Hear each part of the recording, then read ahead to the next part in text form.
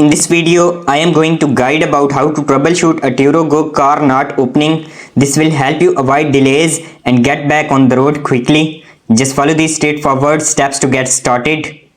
1. Ensure your phone has Bluetooth and location services enabled. 2. Check if your internet connection is stable and switch between Wi-Fi and mobile data.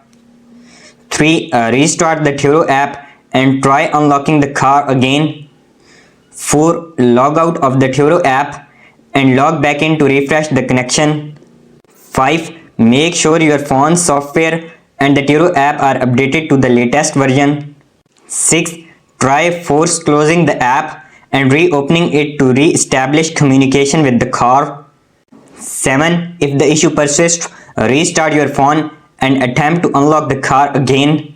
8. Contact the host or Turo support for further assistance if none of the steps work. Check your phone settings and app permissions to ensure proper functionality. Always have a backup plan in case of unexpected technical issues.